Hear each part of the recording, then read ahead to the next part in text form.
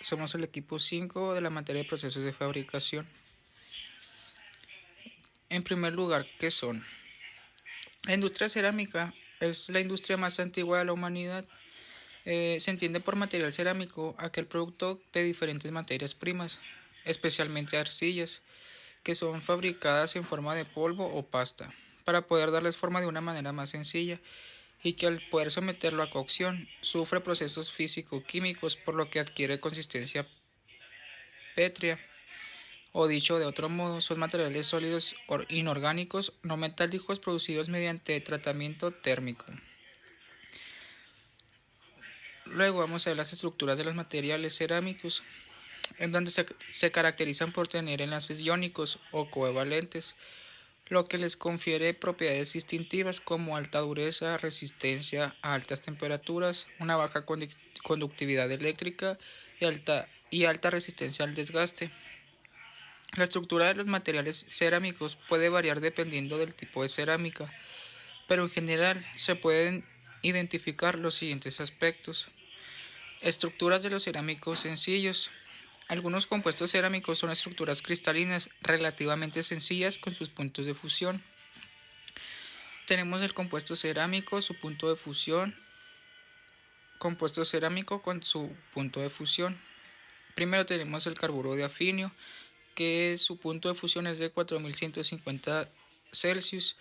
En segundo lugar tenemos el carburo de titanio, que su punto de fusión es menor a la del afinio, donde sus grados centígrados son de 3120. Luego tenemos el carburo de wolframio, donde su punto de fusión son de 2850 Celsius. Luego tenemos el óxido de magnesio, donde ronda su punto de fusión en los 2798 centígrados. Luego tenemos el carburo de silicio, donde su fusión es de 2500 centígrados. Luego tenemos los compuestos cerámicos, que es el carburo de boro, donde su punto de fusión son 2450 Celsius. Luego tenemos el óxido de aluminio, donde su fusión es de 2050 Celsius. Luego tenemos el dióxido de silicio, donde su punto de fusión son 1715. Luego tenemos el nitruro de silicio, donde su punto de fusión es de 1900 Celsius. Luego tenemos el dióxido de titanio, que su punto de fusión es de 1605. Y aquí tenemos las diferentes formas en que se puede presentar. Los compuestos cerámicos listados. El enlace atómico es una mezcla de los tipos iónicos y covalente. Para los enlaces entre átomos, en estos compuestos se pueden obtener considerando las diferencias de electronegatividad entre los diferentes tipos de átomos en los compuestos, y también utilizando la ecuación de Pauling para el porcentaje del carácter iónico. Por otro lado, la cantidad de enlace iónico o covalente entre los átomos de estos compuestos pues es fundamental, porque determina en alguna medida qué tipo de estructura cristalina se formará en el compuesto cerámico. Y aquí tenemos los tipos de estructuras cristalinas que se pueden formar.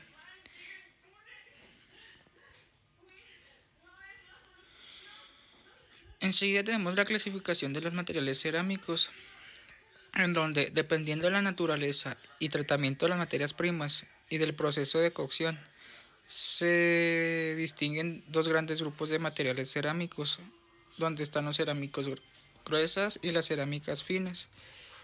Materiales cerámicos porosos o ya sea gruesos son cuando no han sufrido vitrificación, es decir, no se llega a fundir al cuarzo con la arena debido a que la temperatura del horno es baja. Su fractura es terrosa, siendo totalmente permeables a los gases, líquidos y grasas. Las más importantes son como los materiales cerámicos finos. Son de grano fino, tamaño de grano inferior aproximadamente 0.05 milímetros, de un color definido, por ejemplo blanco para cerámicas domésticas, vajillas y sanitarios. Esto también incluye productos artísticos, como los que se muestran en las imágenes. Las cerámicas finas requieren mucho más cuidado en la preparación de la materia prima, el modelado, el secado y la cocción que el necesario en la fabricación de cerámicas gruesas o bastas. Tenemos los cerámicos tradicionales y técnicos. Los tradicionales son las cerámicas vitrificadas que se obtienen moldeando en este plástico mediante la adición de agua y luego la cocción. La arcilla es uno de los principales materiales que constituyen la cerámica tradicional. Se agrega el feldespato para darles mejores cualidades a la cerámica. Enseguida tenemos los materiales cerámicos técnicos, que estos pues se conocen debido a la cerámica tradicional por una mayor temperatura de conformado. Tienen un control más preciso de los elementos constituyentes y procesos de conformado particulares y más rigurosos. Podemos ir desde las más artesanales hasta las más avanzadas, clasificándolas de la siguiente manera, que es terracota, que son los ladrillos, tejas, cerámica, etc. Luego tenemos las losas, que son equipos sanitarios, vajillas, azulejos, etc. Tenemos los llamados grés, que son baldosas, aparatos químicos, sanitarios, etc. Por último tenemos también la porcelana, que es utilizada en vajillas, aparatos químicos, aislantes eléctricos, etc. Técnicas: productos refractarios, aplicación en la industria térmica, etc. Cerámica técnica avanzada.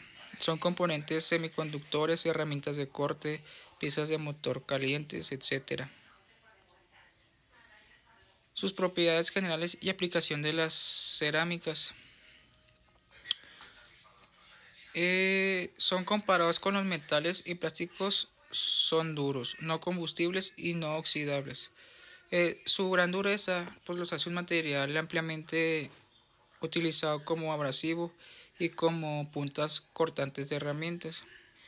También son gran resistentes a altas temperaturas, tienen el poder de aislamiento térmico y también el aislamiento eléctrico, o sea, no conducen corriente eléctrica. Son muy resistentes a la corrosión también y a los efectos de la erosión, las cuales causan los agentes atmosféricos. De igual manera, tienen una alta resistencia a casi todos los agentes químicos. Tienen también una característica fundamental, que pueden fabricarse en formas con dimensiones determinadas. Los materiales cerámicos son generalmente muy frágiles o vidriosos, se pueden fracturar pues muy fácilmente o quebrar. Es por eso que debemos de tener mucho cuidado al manejarlos o trabajarlos. Casi siempre se fracturan ante esfuerzos de tensión y presentan poca elasticidad. Algunas de sus aplicaciones tienen una gran variedad de aplicaciones que van desde la fabricación de materiales para la construcción, como ladrillos, azulejos, losas, etc., hasta aplicaciones a elevadas temperaturas, como la alfarería, materiales refractarios, como lo mencioné, aplicaciones eléctricas y electrónicas como materiales aislantes, sustratos semiconductores que se utilizan en las tablillas eléctricas o electrónicas, o en los componentes de las tablillas, como se ven en las imágenes. También son utilizados en ferroeléctricos o piezoeléctricos, que son las pilas y discos duros, etc. Y eso sería todo sobre los materiales cerámicos.